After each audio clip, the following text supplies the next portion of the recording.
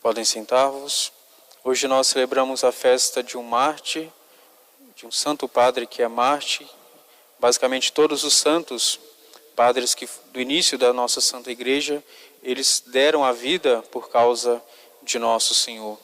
Quando nós escutamos este Evangelho, nós percebemos a opção pelo qual todos os mártires deram a sua vida, pela afirmação da única verdade, que Jesus é o Cristo, o Filho de Deus. E deste modo nós podemos fazer o seguinte questionamento: o que é um mártir? É sempre um cristão que dá a vida porque Jesus chegou a descobrir, ele chegou a descobrir em Jesus Cristo a verdade mais profunda da sua existência, e nada nem ninguém pode tirar dele essa certeza. Então, quando uma pessoa chega a este nível de convicção, nada pode abalar a sua fé. Nós percebemos que entre os mártires, entre o número dos mártires, existem, sejam mulheres, crianças, homens, jovens e até também idosos, todos eles deram a sua vida por causa desta única certeza. A vida dos mártires não precisa de longos argumentos para convencer a cada um de nós, mas pelo contrário, ela levanta em nós uma grande fé, esperança e caridade. Então nós vemos deste modo, quando nós olhamos e celebramos também a festa de algum santo mártir, isso garante para nós a certeza e a importância de nosso Senhor. Nós percebemos também, ao escutar as palavras do evangelista São Lucas, que se alguém quer vir, vai dizer nosso Senhor, após a mim, renegue-se a si mesmo, tome cada um a sua cruz e siga-me, porque quem quiser salvar a sua vida, irá perdê-la, mas quem sacrificar a sua vida por amor de mim, irá salvá-la. Os mártires são, portanto, para cada um de nós, argumentos permanentes e fiéis do seguimento de nosso Senhor. E a palavra grega mártir significa testemunha. Nós temos entre os mártires várias pessoas que de modo mais ou menos difícil deram a sua vida por nosso Senhor. Alguns morreram pela espada, outros pelo fogo, outros foram partidos ao meio, foram jogados às feras, mas cada um deles foi testemunha do amor de Deus em Jesus Cristo que se deu a nós. No martírio, dá-se o testemunho da fé em Cristo, porque esta pessoa está disposta a morrer antes que abandonar a sua fé em tempos de perseguição. Nós podemos conhecer quem são realmente, de fato, as pessoas diante de grandes perigos, ou se ela será uma pessoa covarde, ou pelo contrário, ela irá demonstrar a sua valentia. E justamente nos períodos mais conturbados da igreja, foi também o tempo o qual a igreja mais floresceu em santidade e também em vocações. E o sangue dos mártires, eles sempre fazem produzir grandes frutos de santidade na igreja. O catecismo da igreja ensina que o dever dos cristãos de tomar parte na vida da igreja leva-os a agir como testemunhas do Evangelho e das obrigações que dele demandam. Este testemunho é transmissão da fé por palavras e também por obras. Se nós devemos e temos o dever de anunciar a mensagem de Jesus para todas as pessoas, mas em algumas circunstâncias, ocasiões de perseguição à igreja, também nós somos chamados a agir com as nossas obras, dando testemunho, deste modo, da nossa fé em Jesus. O testemunho é um ato de justiça que estabelece ou que dá a conhecer a verdade.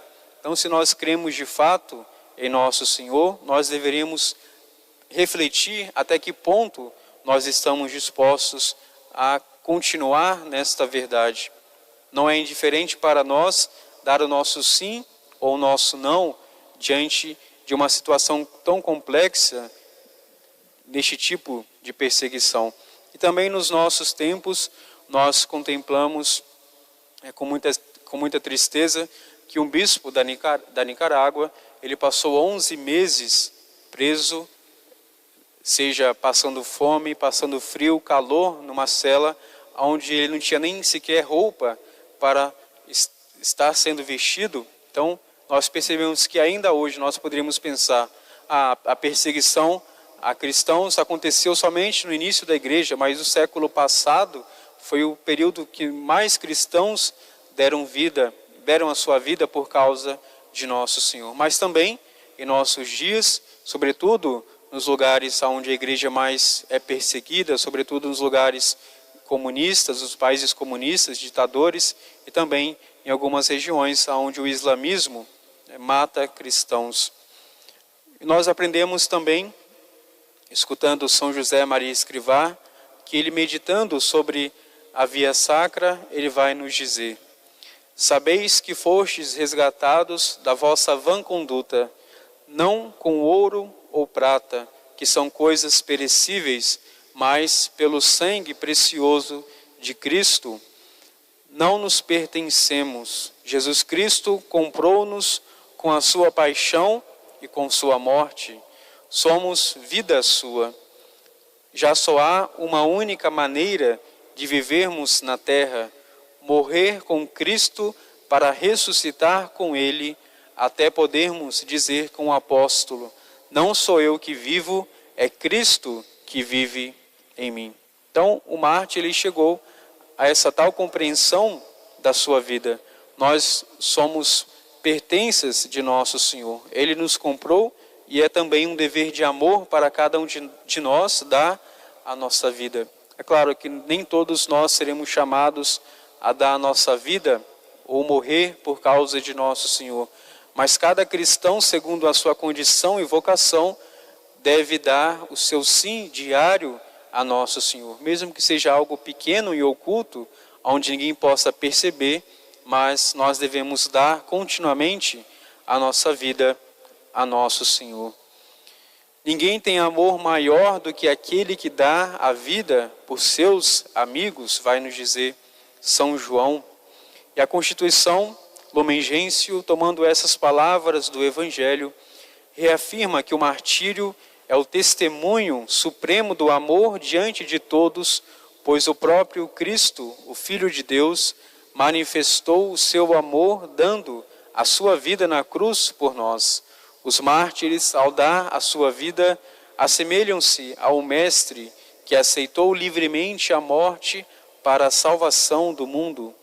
Embora o martírio, é claro, seja um dom de Deus, não é tanto forças pessoais daquele que está dando a sua vida por nosso Senhor, é um dom que Deus concede a algumas pessoas. Todos os cristãos somos chamados a confessar Cristo perante o mundo e a segui-lo no caminho da cruz, no meio das perseguições que nunca faltam à igreja. Os mártires que foram chamados a tão grande ato supremo percorreram o caminho do seguimento de Cristo pela prática das virtudes. Nós percebemos assim que para chegar da vida a nosso Senhor diante daquele perigo eminente da morte, essas pessoas têm em seu coração grandes virtudes, aquelas que nós temos o dever de diariamente nos esforçar para conseguir, e é por isso que Cristo deu a eles, ao ponto de chegar, dar a sua vida por amor a Jesus, como ele fez, por causa desse arcabouço de virtudes que eles possuem em seus corações. Nosso Senhor vai confirmar assim a sua vida, vai dar a eles o dom do martírio. Aquele que é fiel nas pequenas coisas será também fiel nas coisas grandes. Então nós devemos perceber que o martírio é também, sobretudo, um dom. E São José Maria Escrivá vai continuar a nos dizer: que boa a razão daquele sacerdote quando pregava assim: Jesus perdoou-me toda a multidão dos meus pecados. Quanta generosidade! Apesar da minha ingratidão, e se foram perdoados muitos pecados, a Maria Madalena porque muito amou. A quem me perdoou muito, mais que grande dívida de amor me resta.